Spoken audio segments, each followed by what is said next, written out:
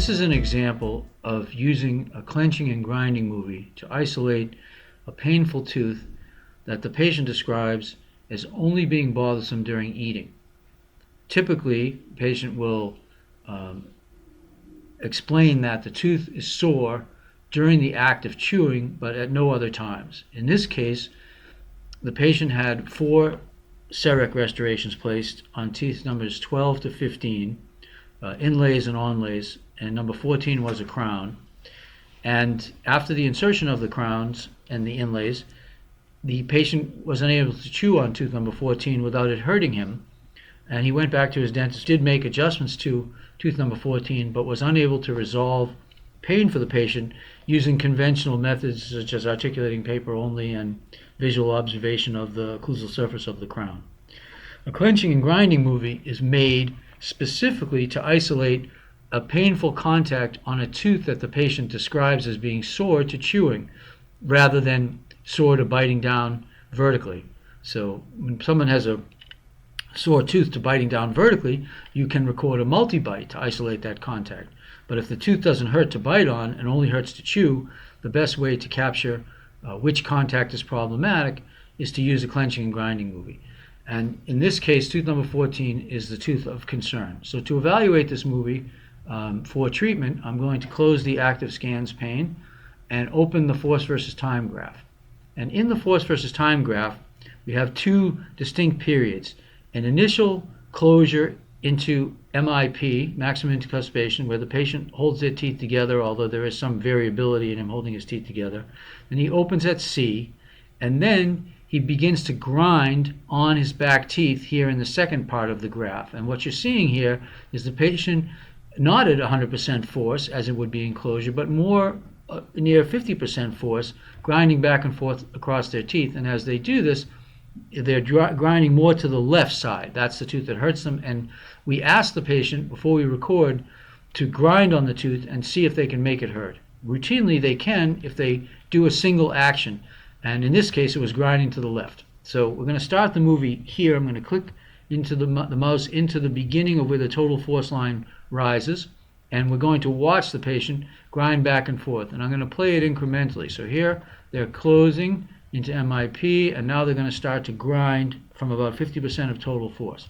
And you'll see the center of force go left. Now I'm going to turn this 3-dimensional pane this way.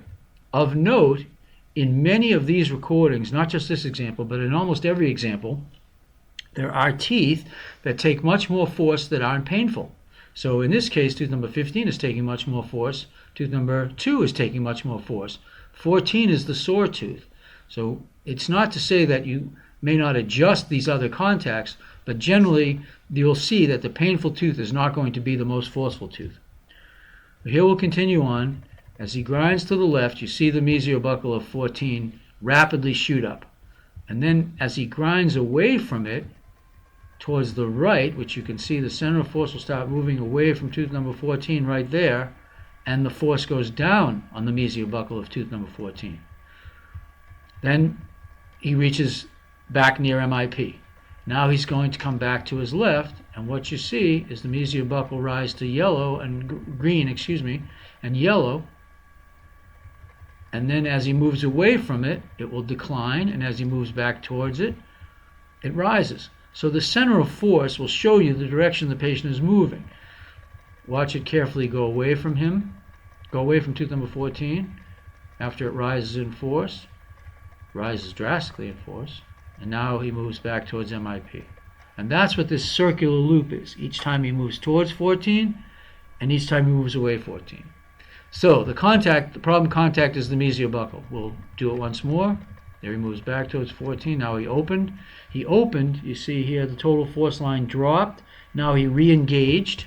As he's going to attempt to do that, he moves again back towards the left side, and you see the mesiobuccal of tooth number 14 rise again. So this was the one tooth to be adjusted, this one contact. We marked tooth number 14 mesiobuccal. We had him grind back and forth across the articulating paper, and we relieved tooth number 14. So we re-recorded the same movie in order to see the change.